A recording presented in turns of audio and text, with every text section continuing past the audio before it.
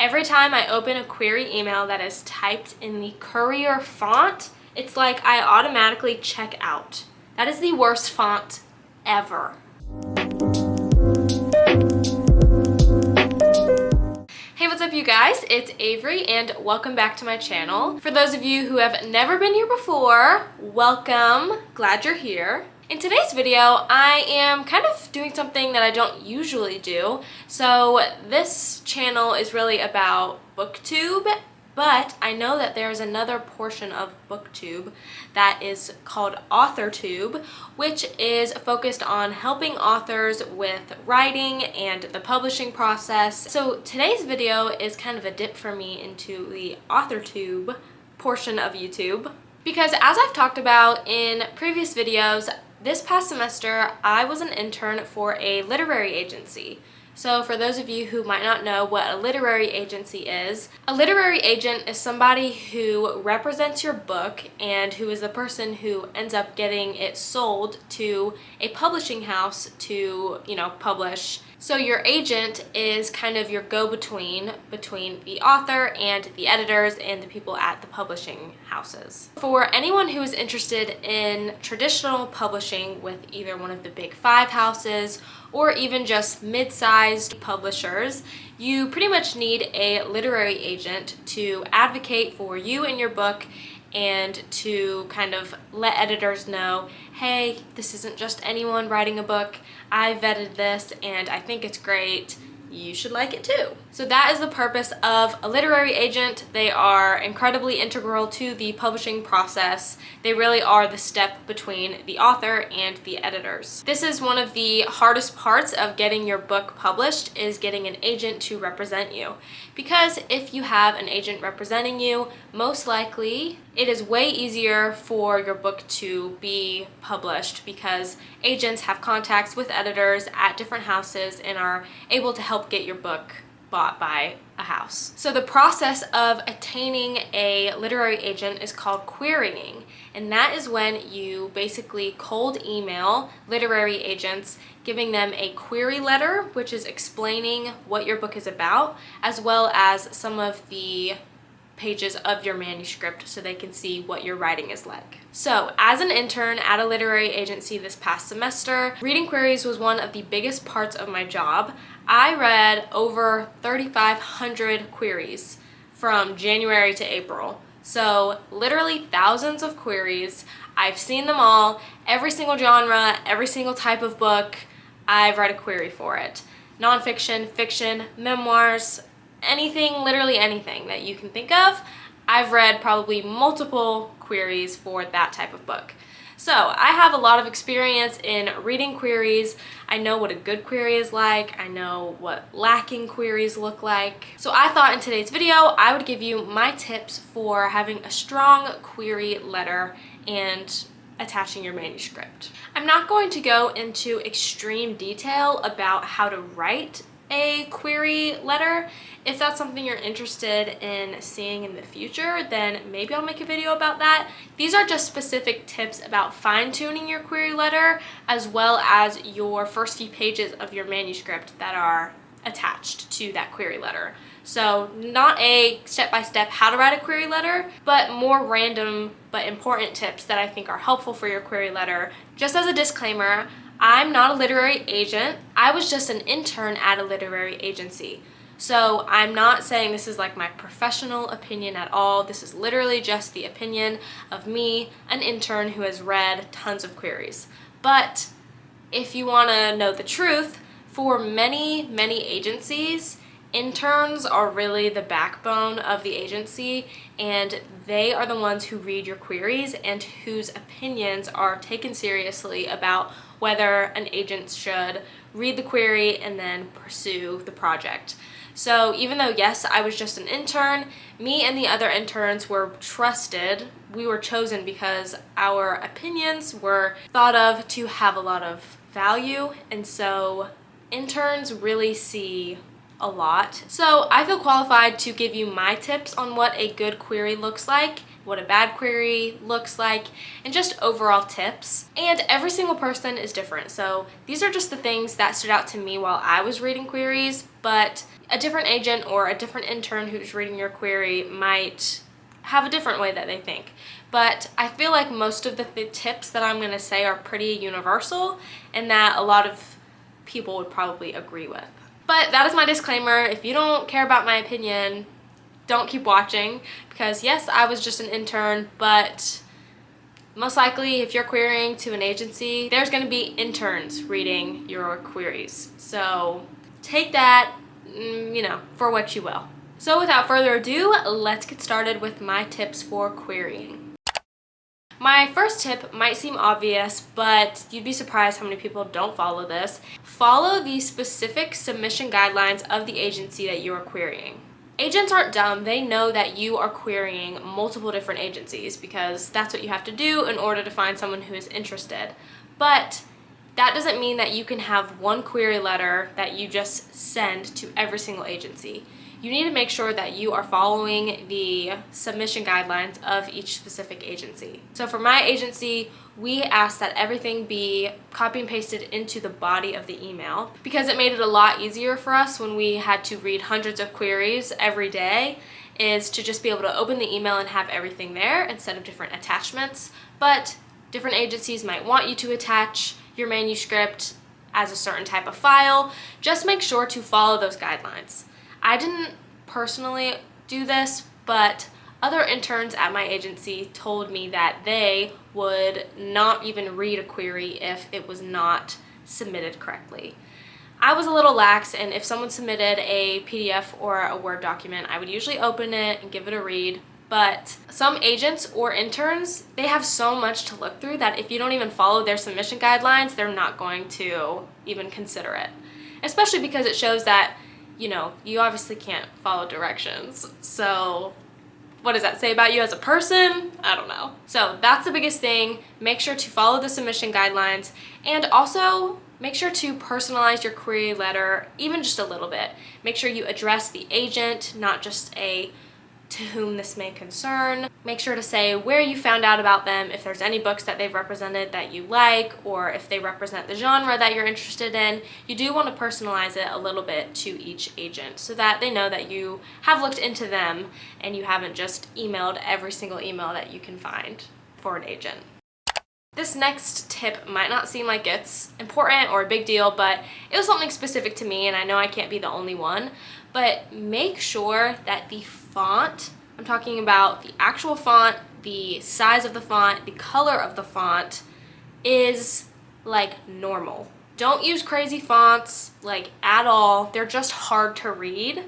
And don't make your font extremely small, extremely tiny spaced, because they're just extremely hard to read in the emails. A lot of the times I would open up a query email and the text is literally this tiny, all shoved together, and I'm like squinting at my computer, zooming in, trying to read it. It just kind of puts a bad taste in the mouth of the person who is opening your query. You want your query to be in a nice font that is easy to read, and let me tell you, I swear, I don't know how many queries I've opened that use the font Courier. Don't use it. Don't use the font Courier. If you're looking at your manuscript right now and the entire thing is written in Courier, change it. Change it to Times New Roman, Calibri, Arial, literally any basic font, because Courier is the worst font. It's hard to read, even though it looks like it's, written by a typewriter, or it looks very writer-esque. It's the worst. Every time I would open an email that had Courier font, I was like, it was automatic, like, ugh. You might have gotten used to it. Any weird font that you're using, you might have gotten used to. Don't do it. And it makes me not want to read much of your manuscript if it's difficult to read. Also, just black ink. Don't use red, purple, green, even blue. Some people tell you sign in blue or black ink. Just use black. There's no reason for you to put colors into your email. There's no reason. It's hard to read and it's not really professional. And if you need to send a test email to yourself and then open it so that you can see what it looks like, do that, because it's really important. And you might be thinking, well, none of this really matters if, my book is so good. it doesn't matter what the font looks like as long as the writing's good. While the principle behind that statement is true, the actual reality of agents and interns reading hundreds of queries every day, opening an email that is like hard to read, they don't want to read it. They are going to skim it and not give it as much attention as they might give one that's easier to read, looks like a normal email. The next tip is that if you are submitting your first few pages of your manuscript or whatever the agent asks for in the body of the email, which that's what we asked for. I don't know how many other agencies ask for that, but I have a feeling a lot of them ask for it just to be pasted into the email. Make sure that the formatting doesn't get all wonky when you paste it in there. I've also had tons of queries that come in and the formatting is all over the place to the point where you can't even read the manuscript. Multiple times, and I don't even know how this happens, someone will paste their manuscript into the email and it will literally format in a single line all the way down with one letter on each line. So if the sentence starts with the dog, it'll be like THEDOG, and the entire manuscript will be in a single line. I have no idea how that happens, but it happens. A lot of people, it actually happens to. We have so much going on. We're not gonna copy and paste it into another Word document to try and format it so that we can read it. If we can't read it, we're not going to read it. So overall, the aesthetics of your query email and of your manuscript being pasted into it are important. It needs to be easy to read and it needs to not cause any issues for the eye. So, talking about the actual query letter at the beginning of the email before you get into your manuscript, you want to make sure that you introduce your book, the plot, the subject, what the book is about pretty quickly. And it might depend on each agency. They might ask for a specific format for your query, but I would say the best bet is to open your query with like your first paragraph about your story. Who your main character is, what the plot is, what's going on. Because that's the most important part of the query. Even though you do want to include a paragraph about yourself at the end of the query letter, you don't want it to be the first thing, because every time I would open a query letter and I would see the first 2 paragraphs about the author, I would literally skip it until I found the synopsis of what the actual story is about. Because I'm reading so many queries, I don't care about the author until I'm interested in the story. So I want to read the synopsis, I want to know what it's about, and then I might even go and read your manuscript before I even look to see where you went to school, that you've been teaching English for 20 years. Those things are important, but not as important as your actual story. Especially because you're dealing with someone who is looking through hundreds of queries. You want to capture the attention of the person reading the email from the beginning. And the best way to do that is always with the plot. And if different agencies want different things, if they specify the way that their query letters should be formatted, obviously follow everything they say, but I don't think most agencies tell you how to write your query letter. A lot of people have a template for their query letter that they send to most agents, which I think is smart, and I think you need to start with the juicy stuff at the beginning of the query letter. You have to get their attention right away, or else we're gonna move on to someone else's query who does get our attention right away. So say that you have grabbed the agent or intern's attention with your query letter and they say, this is a really cool premise. I'm going to go on and read their manuscript, the few pages that they've attached. You want to make sure that, like your query letter, the first sentence even of your manuscript grabs the person's attention. If you start your manuscript with the first 5 paragraphs being large chunks describing the way the sunset looks or the way the forest looks, no, that doesn't grab the reader's attention right away. Those are important details you can add later. You want the beginning of your manuscript to want the agent or the intern to keep reading. And if I'm just reading the first few paragraphs of your manuscript and literally nothing has pulled me in, then it's probably going to be a no from me. That doesn't mean that your first sentence, first paragraphs can't be descriptive. They definitely can be, but you want them to be descriptive of something interesting happening. This next tip is going to sound extremely obvious, but I feel like it needs to be said. make sure there's no typos or major grammatical errors in your query or in the first few pages of your manuscript. It goes without being said that in an entire manuscript, you're going to have some typos and you're going to have some grammatical errors. You know, you're not perfect. But when there's literally a typo in the first sentence of your manuscript, I'm automatically like, all right, did they even read? Did they even proofread this? But people also get used to what they think is on the page, even though it's not actually what's on the page. So have someone else read it, have Google Translate read it out loud to you so that you can hear if there's any repeated words or typos, anything like that. Because if there's multiple typos in the first few pages or paragraphs of your manuscript, that doesn't really set a great scene for what the rest of your manuscript is going to look like. My next tip might be discouraging, which I don't want it to be, but it's just true, and I think it's important to, be realistic. A lot of people write books and are querying agents. A lot. Like thousands of people write books and are querying agents. So your story needs to stand out. Even if you're writing a contemporary romance that everyone knows how contemporary romances end, right? People just read them because they're fun. But it's okay for those to be predictable, but you still need something that will uniquely set your contemporary romance apart from all the other ones that are already out. We don't need another story about two co-workers who are both really hot and attracted to each other but hate each other, competing for the same job.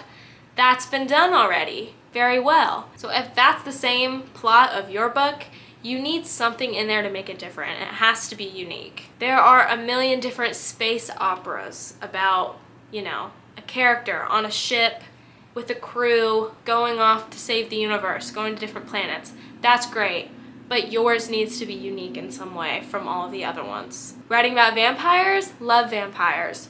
What makes your vampires different from the hundreds of other books that have been written about vampires? You have to have something unique because it's gonna sound discouraging. There are literally hundreds of people querying the same agents as you with a similar book.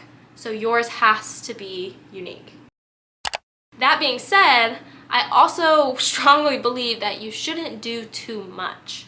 Sometimes we'll receive queries and it's so all over the place that you're like, what? How does this even make sense? I'm talking aliens, werewolves, vampires, fairies, all in outer space, all time traveling. That's not a specific example of anyone I can think of, but I've read queries that are similar where it's just so much is happening all in one world, all in one plot, and you're like, what? That is too much. We have got to pare it down. That doesn't mean that your world can't be complex. Obviously, we need good world building, but if there's just literally every single story or legend is all in the same book, unless there's a very specific reason for that, it's just gonna seem like too much. So just be very careful with the choices you make. Think about the way other people will receive them.